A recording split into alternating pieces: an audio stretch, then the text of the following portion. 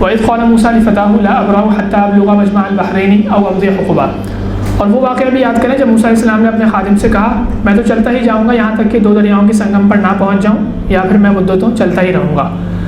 हुकुम इस आयत में एंड पे आया मुद्दतों, तो हुकुम वैसे 80 ईयर्स के ड्यूरेशन को कहते हैं, 80 साल तकरीबन, लेकिन यहाँ पे मुराद जो है एक एवर लास्टिंग ड्यूरेशन है, यानी मैं हमेशा हमेशा चलता ही रहूँगा। तो इस आयत से द जर्नी बिगेंस, यहाँ से वाक़या शुरू होता है। और मूसा अलैहिस्सलाम ने सफ़र के आगाज़ में ही अपने खादिम को जो है अपनी कमिटमेंट और डेडिकेशन वो दिखा दी कि मैं इस सफ़र से बाज़ नहीं आऊँगा यहाँ तक कि मैं उस आलिम से मिल लूँ जिनके पास हम जा रहे हैं।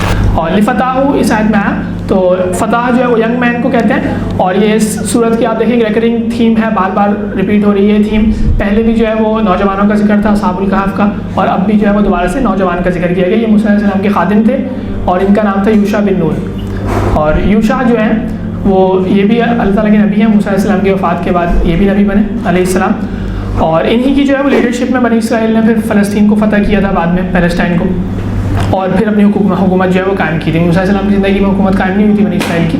बनी इसराइल यानी आप कह सकते हैं उस वक्त की उम्मत मुस्लिमा थी, उस वक्त के मुसलमान ज़ाहिर बनी इसराइल थे।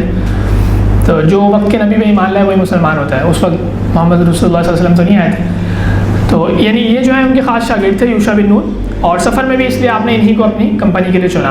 तो मजमा अल बहरैन के 2 दरियाओं के मिलने की जगह वेयर द 2 रिवर्स मीट, तो ये कौन सी जगह है? इसके बारे में जो है वो कुरान सुनने से कुछ पता नहीं चलता, लेकिन अलबत्ता स्कॉलर्स का जो है वो अंदाज़ा है कि जो अभी मौजूदा कंट्री है सूडान का, अफ्रीकन कंट्री, तो उसके जो है वो जो उसका कैपिटल है खुर्तूम, उसका नाम है कैपिटल का, वहाँ पर शायद ये वाक़या हुआ। वहाँ पर जो रिवर नाइल है, दरियाए नील जो मिस्र में भी बहती है, उसकी जो 2 ब्रांचेज़ हैं, 2 शाखें वो आपस में मिलती हैं। तो यानी एक अंदाज़ा है कि हो सकता है वहाँ पर ये वाक़या हुआ हो, लेकिन वल्लाहु आलम कुरान सुनने से कुछ वाज़ेह पता नहीं चलता।